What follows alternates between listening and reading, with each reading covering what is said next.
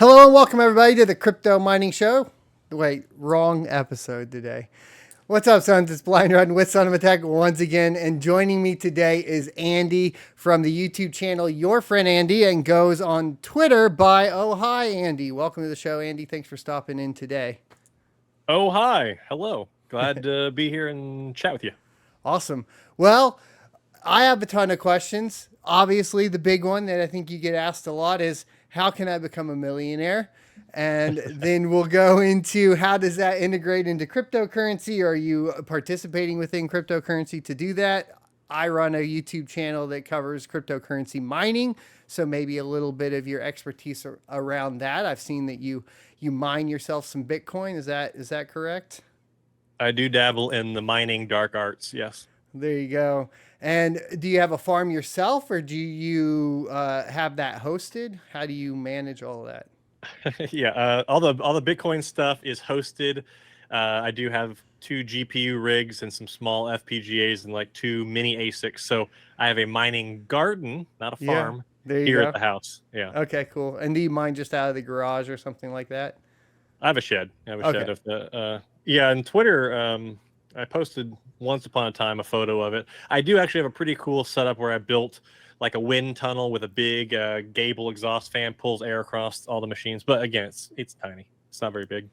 Nice. So you participate, I think, like in a lot of different things. You're kind of you preach the revenue streams. I preach that a lot as well. Obviously, I have a YouTube channel, kind of live by that and whatnot. So what revenue streams are you participating in other than cryptocurrency mining?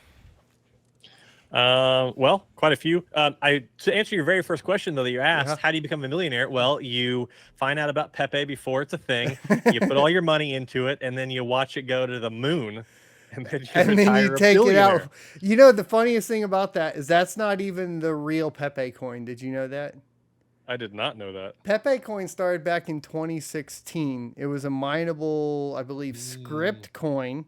Vitalik Buterin was actually a part of it, which is interesting as well. And then remember in 2016, Pepe got associated with white supremacy and Donald Trump and all of that. So they changed their name to Meme Tick, and they transitioned to proof of stake.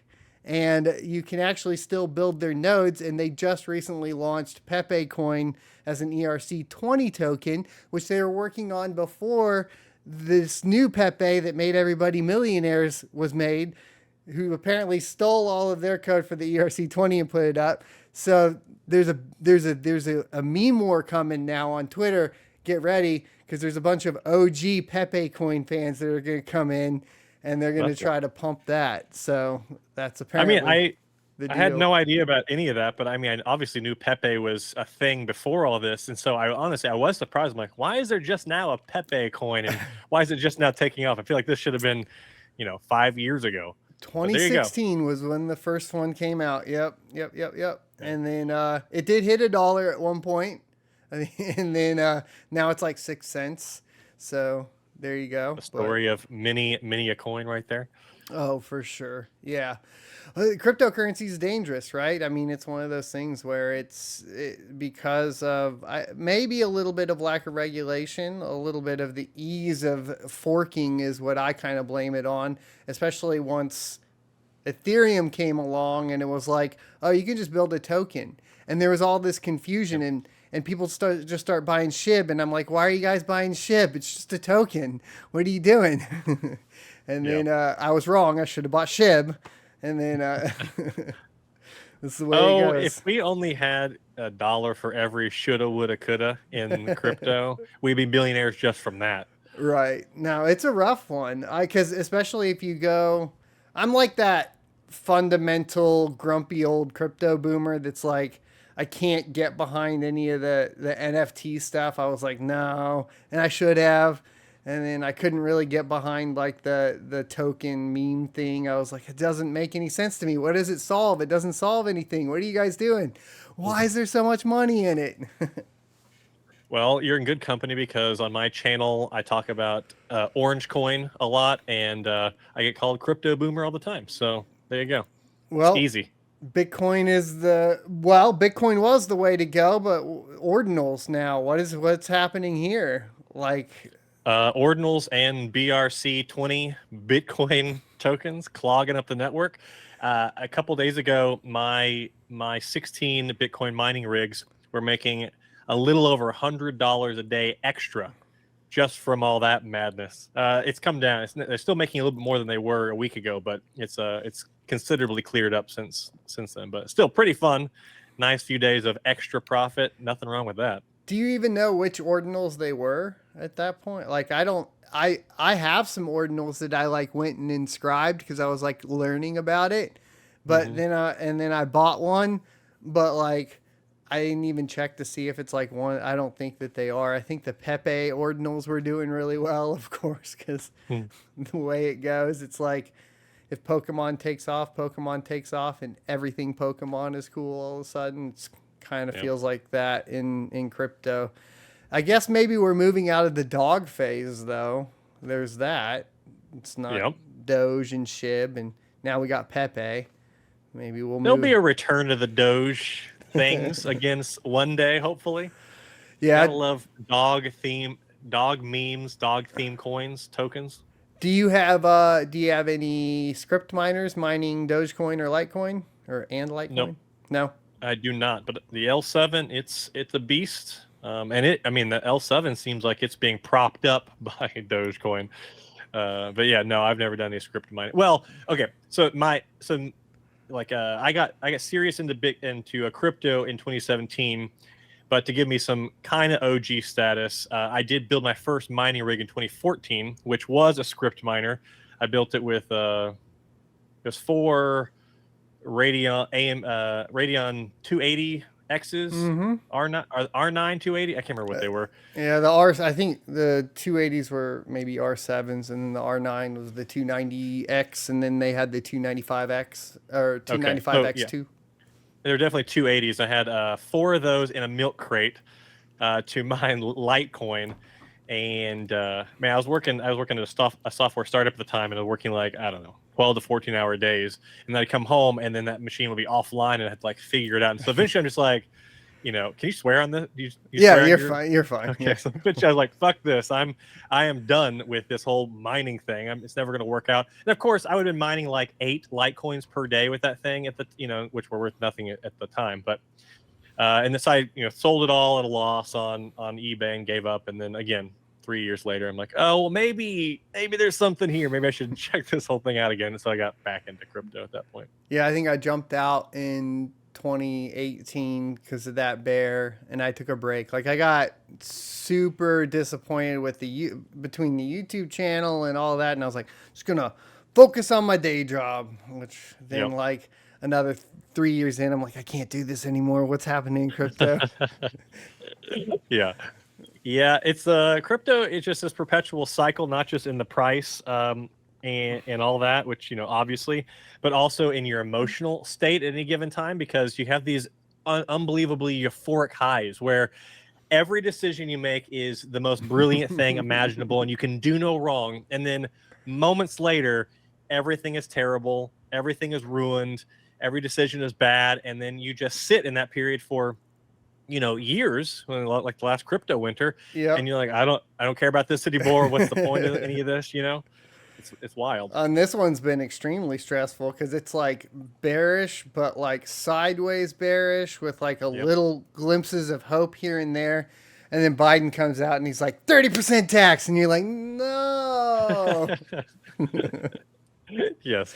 On what, miners dude? out of this. Yeah. On what? Yeah. I got no money Yeah. left.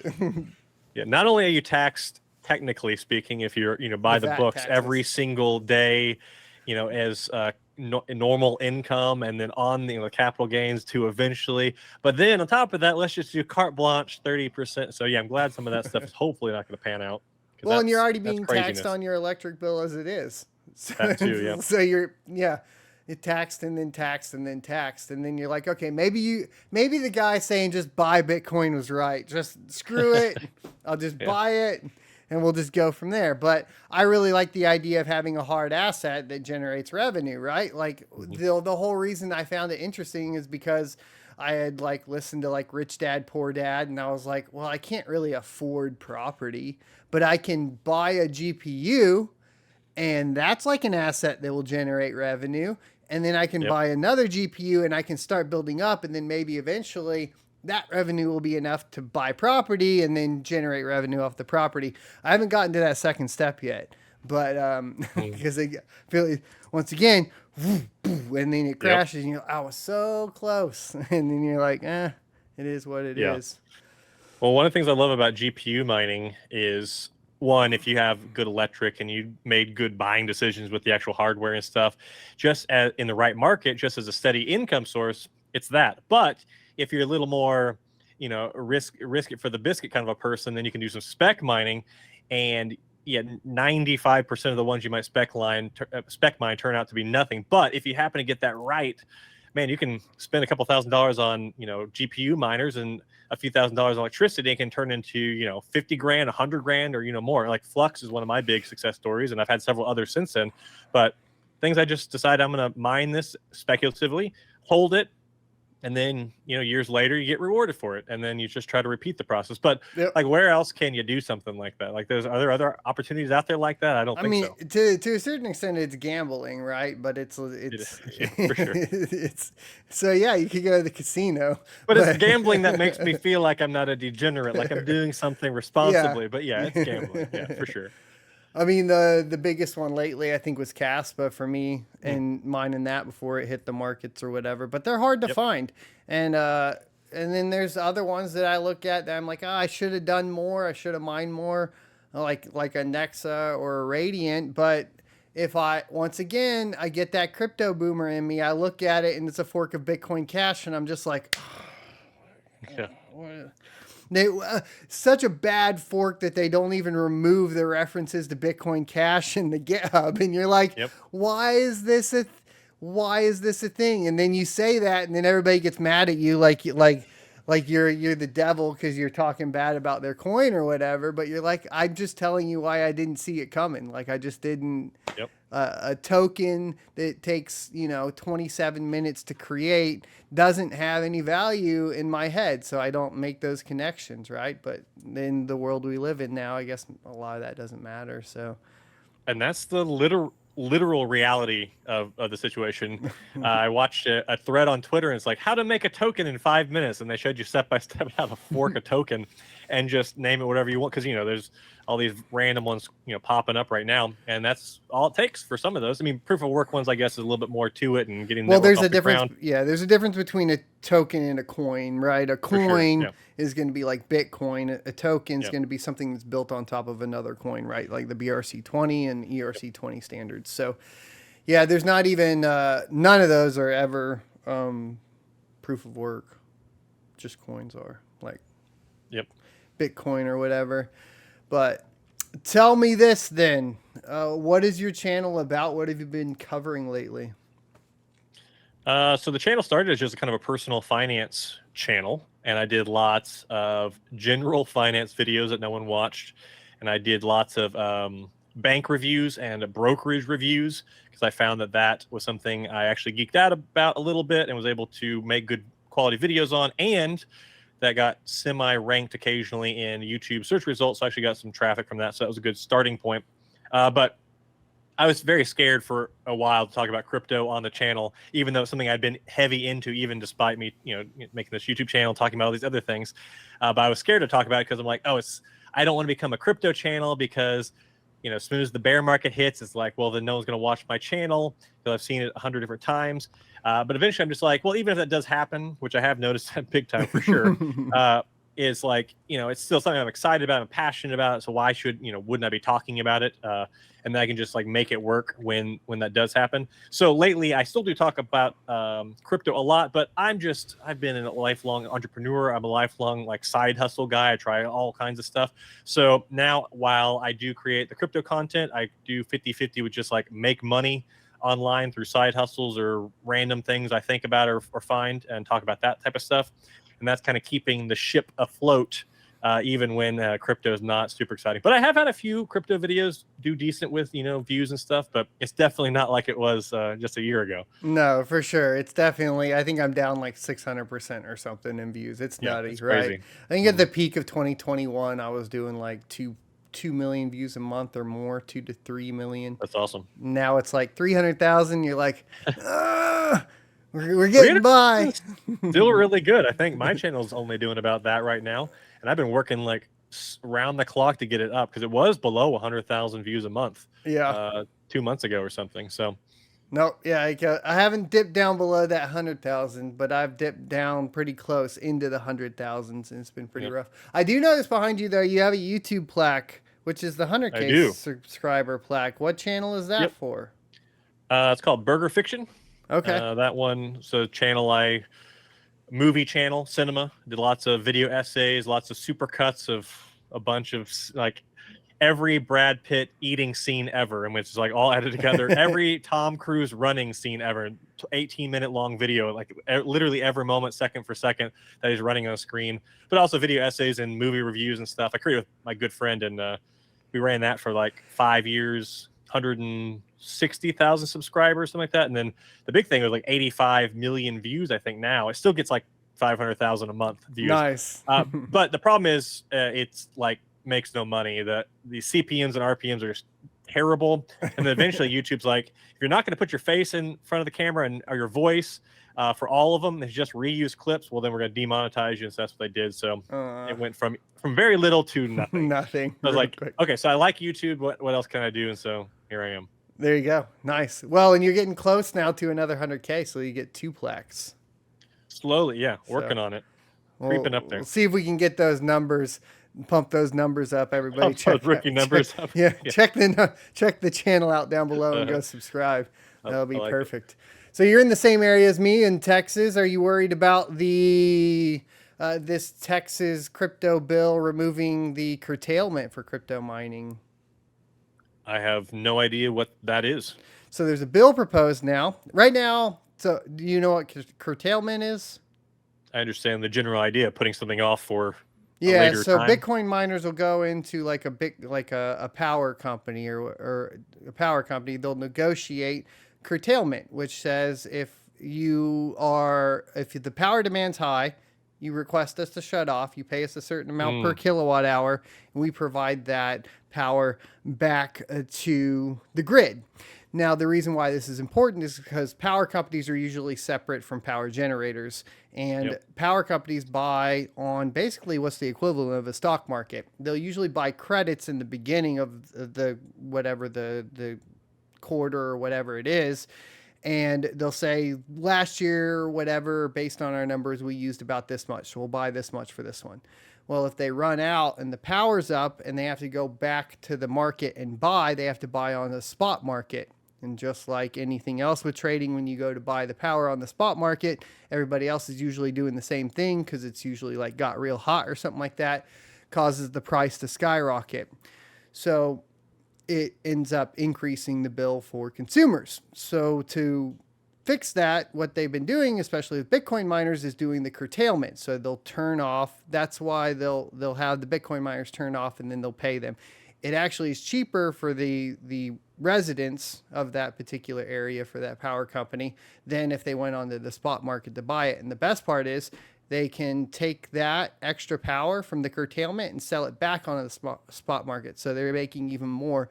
It's extremely beneficial in situations where the power company is actually like a co-op or a cooperative, where the people that are buying the power are members of that cooperative, meaning at the end of the year, they pay them back whatever the profits are, right?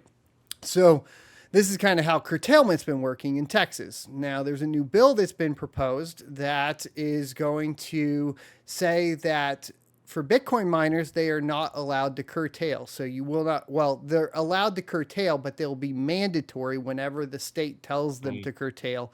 And there will be no financial benefit, and they'll block power companies from paying a curtailment fee to the Bitcoin miners.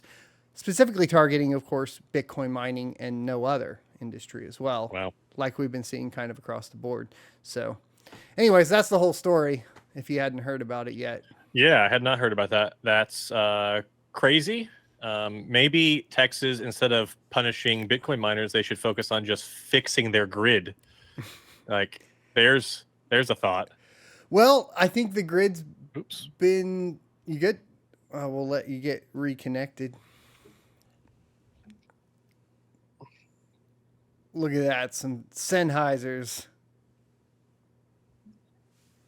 I apologize. 1 second. No problem.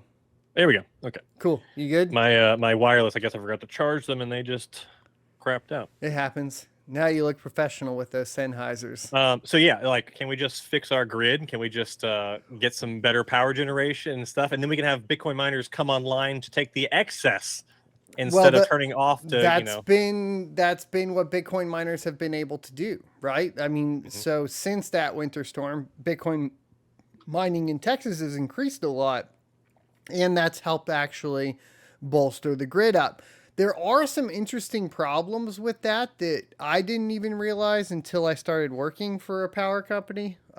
What exactly the issues were with the winter storm and what was, why things weren't winterized and so on. In some cases, it's actually interesting that so for natural gas, for example, you can line the pipes with heaters that they use in the north, or like a heating film. But in Texas, you don't do that. Why? Because then it makes it extra hot. So I was like, oh, now I understand kind of. There were reasons for some of it, not all of it, right? Like we could have winterized the wind farms and not had them get all locked up or whatever. There was definitely things that could have been done, but I think it's getting better. But I also think, to your point, it's getting better because Bitcoin is being mined in this state at such a heavy level, right? So that's the extra money that comes in to bolster the grid up, right? Without that capital, where do the power companies get money to fix the grid, right? Yep. That's the question, like chicken before the egg type thing. Bitcoin comes in, the Bitcoin miners come in and they help, get that capital for the power companies and the power generators. And then they're like, oh, nope, let's go ahead and slap them with a penalty. And you're like, what are you guys even doing over here? It makes no sense anymore, but it's kind of funny. Huh. Well, my good news for me is my miners are not in Texas. They are in Oklahoma. But I'm sure other places will start wanting to do the same kind of stuff.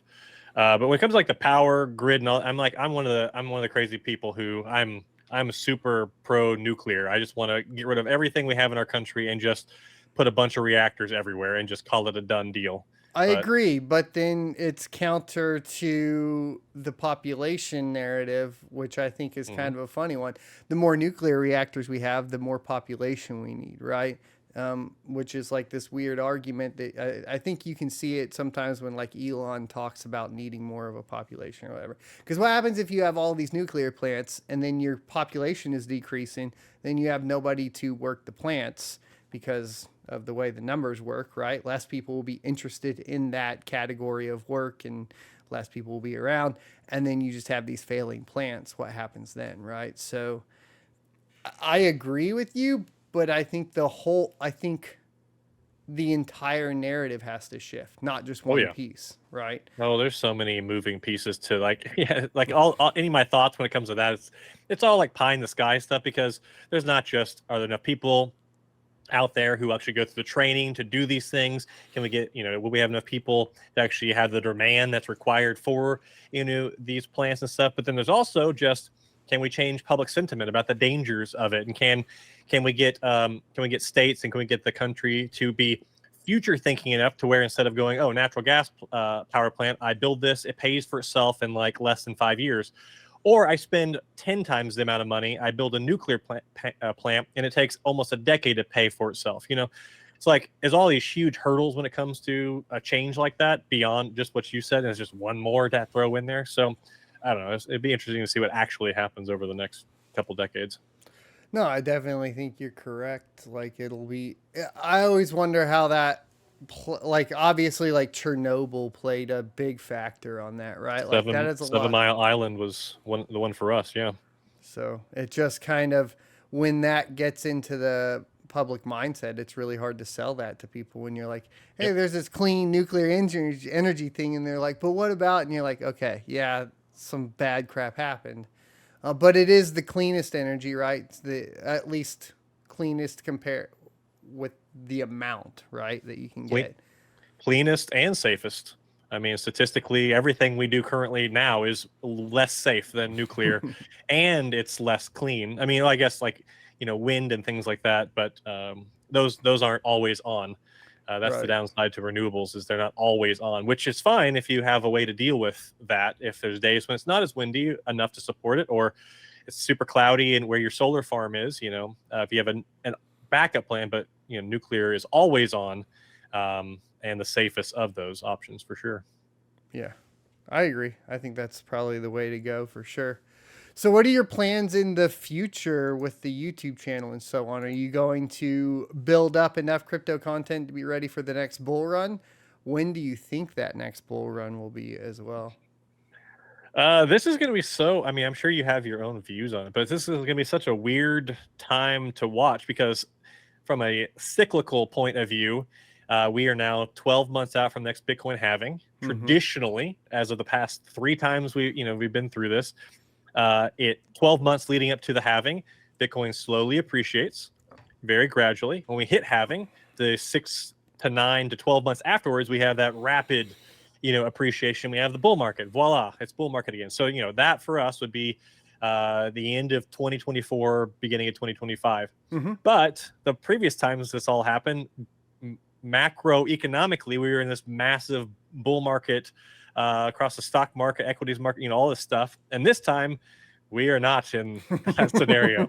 So I would like to think that in a year and a half, we'll be, sitting pretty with our golden Bitcoins and all that good stuff. But I don't know. It's just, I'm waiting for what the next big, hammer drop is.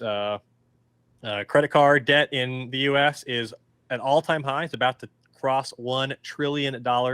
Simultaneously, credit card interest rates are the highest they've ever been.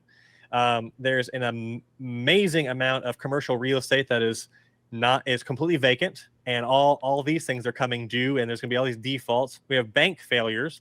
We have this inflation. We have the interest rates being high. It's like, what is this storm that is brewing, and how's it going to affect all this stuff? Or is it they're going to reverse the decisions on rates, and it's all going to go away, and we're going to print more money, and we're going to go back to a glorious bull run? So I don't have the faintest clue what's going to happen next.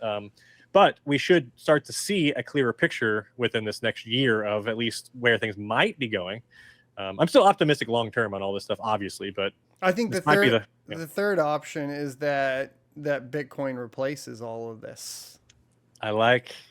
That's where I'm preaching. This is the good word. This is the thing, is like, when I talk to people sometimes about this, I have to remind them, especially in the crypto industry, it's like, you wanted this to happen. Like, this is manifested by Bitcoiners.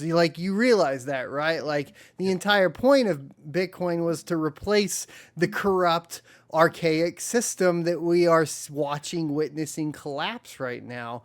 So then you can't be like, oh, I want to replace it, but I also want it to be all honky-dory. What'd you think was going to happen? Of course it was going to be painful. Like, if you're going to replace an entire economic system, it's going to be painful, right? Yeah, and which was really fun as a Bitcoiner, and as someone who would love us to, go away from funny money printing all the time into something, a harder money as the backing or as the reserve currency. It was interesting and fun to watch when the first of the most recent bank failures, Silicon Valley Bank and Signature Bank and all that, were collapsing. Bitcoin pumped. We went from low 20s up to 30, mm-hmm. And so will that continue to happen? Will people lose faith in the dollar, lose faith in centralized banking, and go to Bitcoin or other places? It looks like some people have in the recent history, but I don't know if that trend will continue or not. The problem is it'll all come down to convenience, and I fear that CBDCs are going to be that convenience. And unfortunately, it's like, I was talking to my parents earlier about one of those, like the situation where you can just like walk into an Amazon store, place your stuff in the cart, and walk out, and all you gotta do is swipe your card. And I'm like, soon you won't even have to swipe your card. Like, you're just gonna walk through. You'll have some NFC tag. It'll charge your government CBDC. It'll go through, and then it'll tell you if you were or were not allowed to purchase certain items. If we get real dark, but we'll have to see how that plays out. And then alternate to that, you get this fully decentralized option with Bitcoin. So it's almost like we're at this weird fork in the road.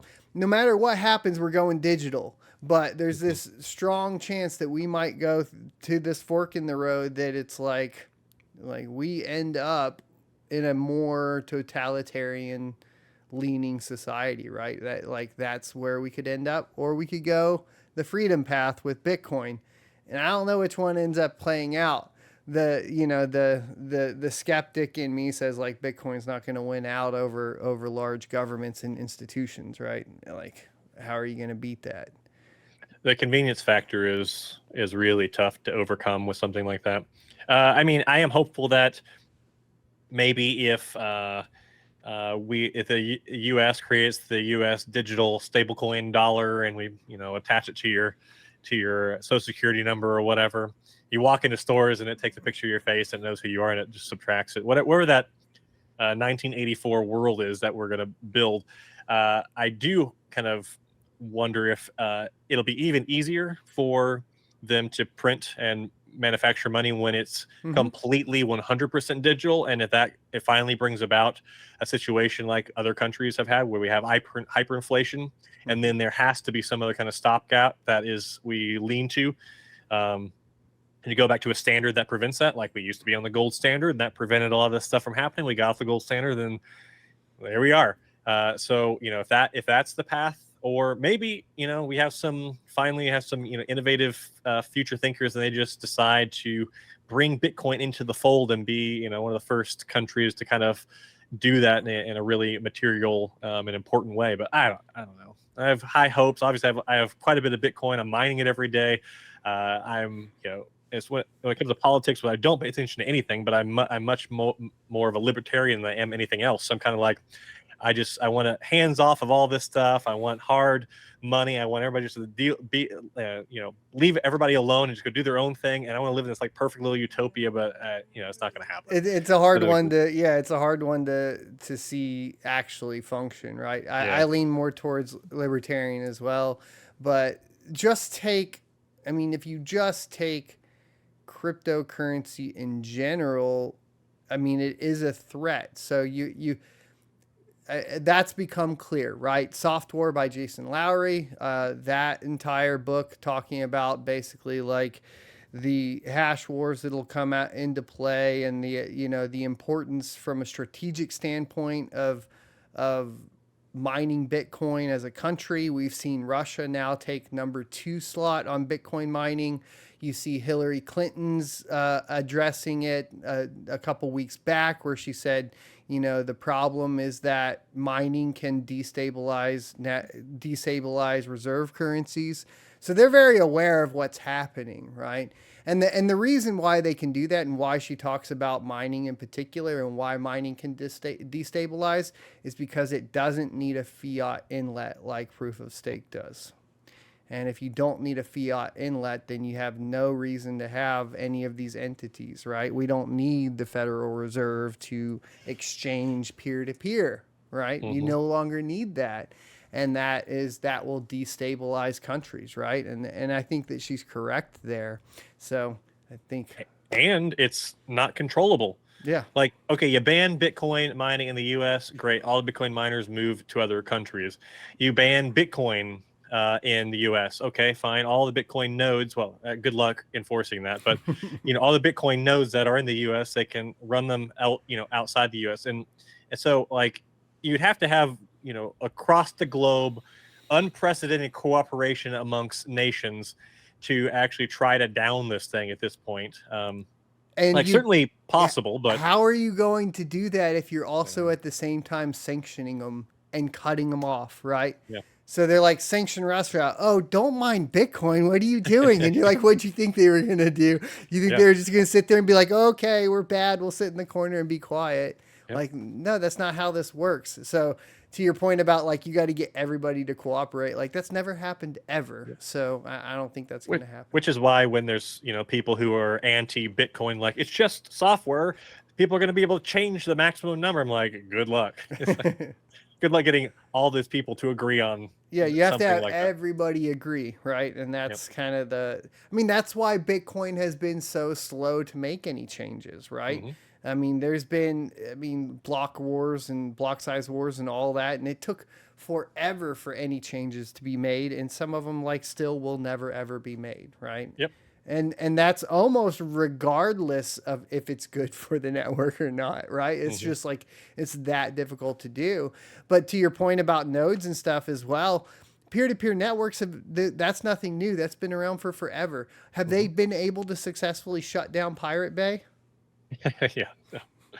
Can they shut down all pirating pirating software and movies and TV? That's a thing of the past. We got rid of that. Yeah. Nope.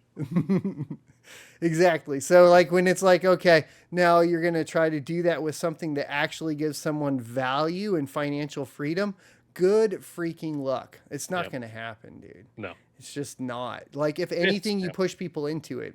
And I think to your point, like I have said, I think a CBDC will be adopted because if you make the people poor enough and dependent on the nation that's deploying the CBDC, you already have your inlet of customers, right? It's like, use our CBDC, our payment system, and this is how you'll get your tax return. This is how you'll get your disability. This is how you'll get whatever government programs, assistant programs you're signing up for, all through that. And you've onboarded the entire population, or a majority of them that are like, at that point poor because you completely collapse the economy by printing so much money to do it.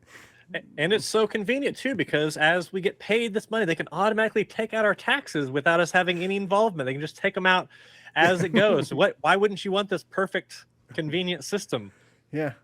Well, that would be nice. They never can seem to tell me how much I owe them until I don't pay them enough. Yeah. All jokes aside, some transparency and like to the whole tax system would be nice. Yeah, be like, how much do I owe? And they'd be like, well, we don't really know, but you're going to be in trouble. Yes. You better tell us how much you think, otherwise we'll be in trouble. But you don't know how much, but you better be honest. Yeah. I'm confused. I don't even know how much I owe. I'm always like, send it off to the CPA or a tax attorney. And then mine's always like, this is really hard. It's going to take a while. I'm like, son of a gun. Especially once you start getting into all the affiliate marketing, crypto mining, trading, and you're sending like, I think this last year I had like 40 freaking 1099s. They're just from all the different revenue sources. And you're like, there you go. Oh, also throw this crypto on there.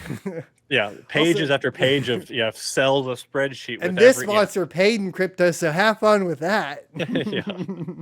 Yeah. It's a mess, but that's when it's like, when you have a CPA, which one, if anybody has complicated tax, they don't have a CPA, get a CPA because it's like worth their weight in gold. But two, it's just a proof that how difficult all this stuff is when, because I had the same problem. I send all this stuff to my CPA and they're like, what do I do with all this? I'm like, I don't know. Figure it out. I don't know how to do it. Yep, exactly.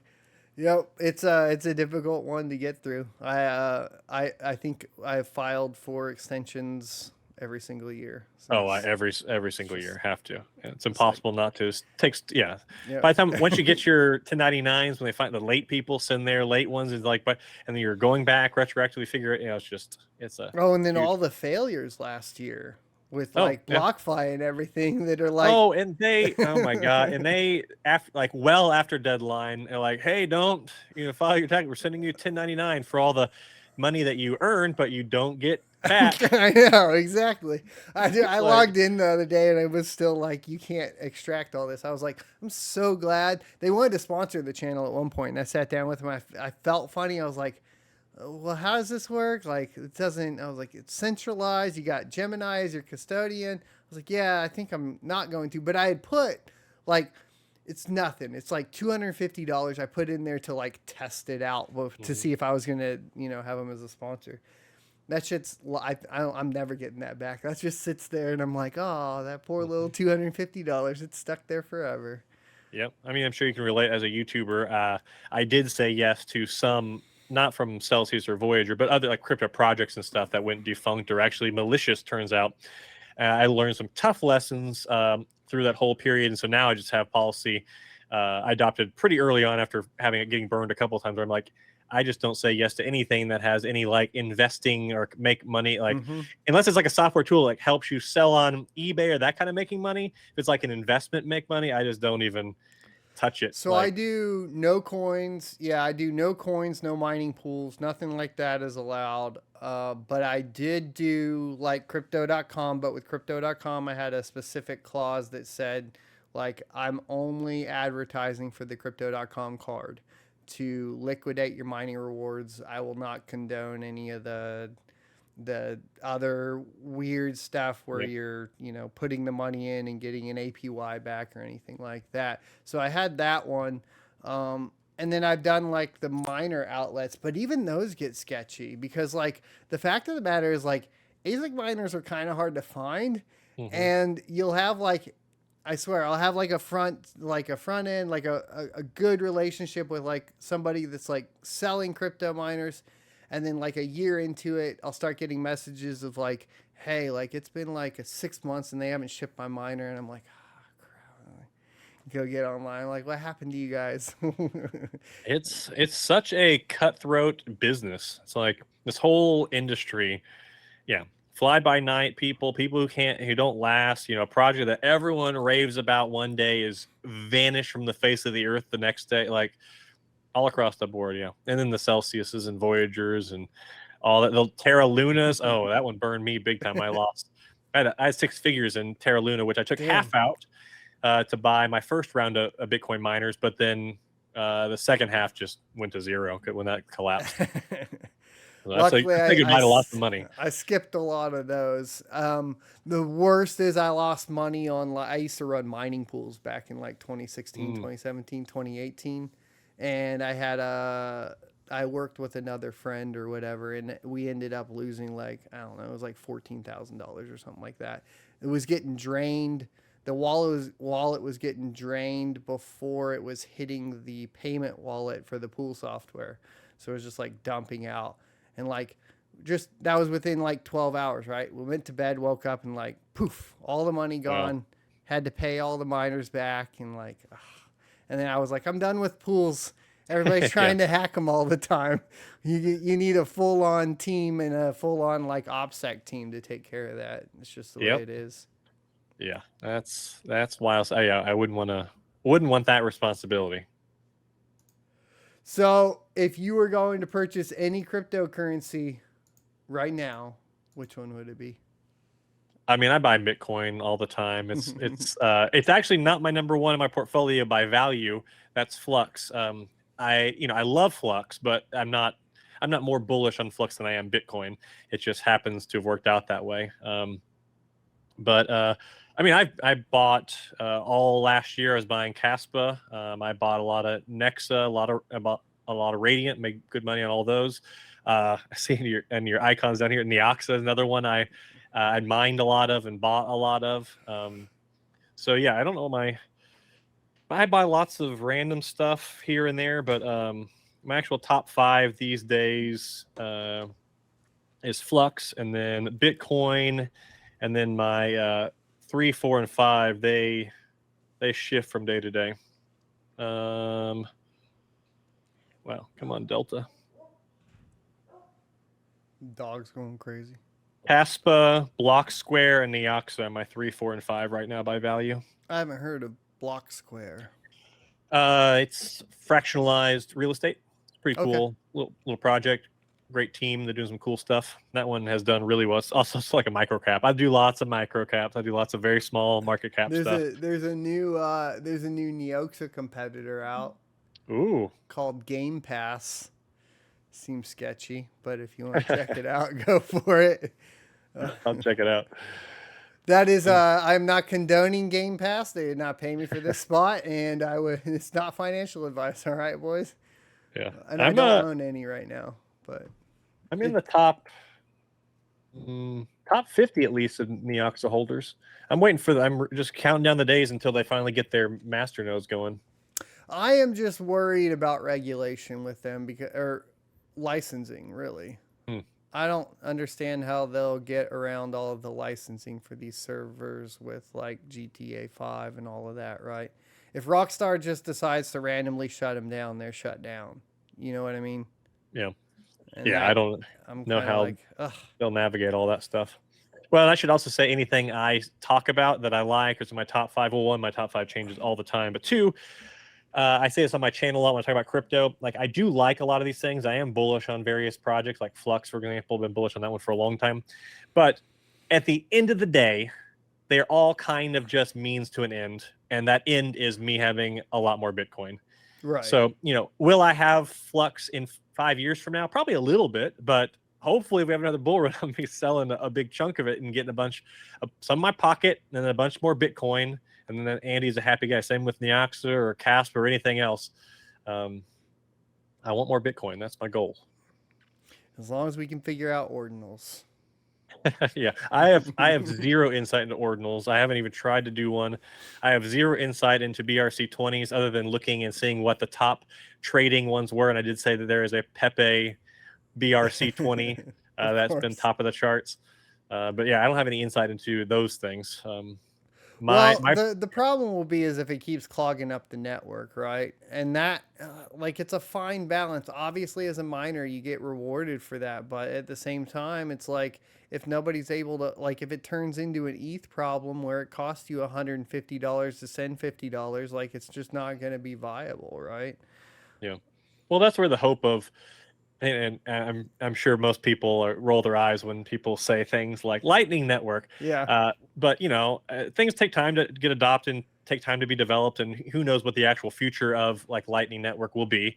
I'm very hopeful for it, but that's something that the Lightning Network would solve. Mm-hmm. Having that layer 2 on top of Bitcoin, you can send stuff all day long for cheap or no fee. And then at the end of the day, whichever provider you used for your Lightning provider, so if you're using Strike app, for example, they do their one transaction in the day to settle in Bitcoin on main chain, and you don't even see or experience those fees. And they eat that, and they work on how they can afford to do that. So stuff like that is solved that way if it were to get adoption. And I'm sure there's a whole new set of issues with that too that we haven't experienced yet. But I don't know. Some of that stuff's just so early, because even Ethereum, which is more mature when it comes to adoption of a layer 2.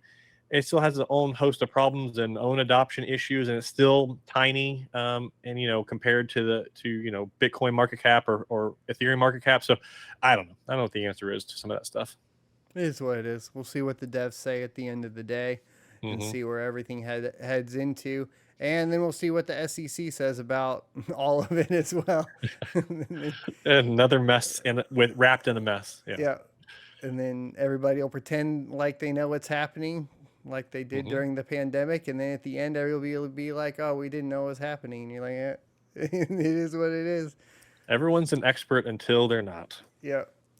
Anyways, Andy, thanks for coming on today. It was a fantastic conversation. I had a blast. Remind everybody where they can find you before yeah. Well, thanks for having me. This was super fun. I just like to geek out and nerd out about a lot of this stuff, so it's just fun to chat with someone who also geeks out, nerds out about this stuff. You can find me here on YouTube at Your Friend Andy. Just type Your Friend Andy in search and you'll find me. Or you can find me on Twitter at Oh Hi Andy, HAI. Those are my two main places where I talk the most. And then, yeah, if you do join me in one of those places, leave me a comment. Leave me a Twitter reply. Say hi. I'll say hi back. Awesome. Thanks, everybody, for watching. Hit the like, comment, subscribe. Check out all of the links for Andy down in the description, and I will see you next Tuesday. Today's sponsor is myself. I recently launched a crypto mining e-course at sonofatech.com, and it includes 9 steps to cover when you decide to start your crypto mining journey. This is specifically pertaining to 2023 crypto mining profits and taking advantage of the down market to achieve skyrocketing growth as we move into the next halving of Bitcoin. You'll learn buying mining equipment in a bear market, using outside investment to speculative mine, begin mining once profit is established, sell mine crypto to pay for electricity, hold and prep for the bull run, sell at the top of the bull market, sell mining equipment at the top of the bull market, and begin investing in land and power so that you can bring in outside investors to utilize excess resources. Thanks everybody for your support, and I hope you enjoy the course. Let me know what you think of it in the comment section below.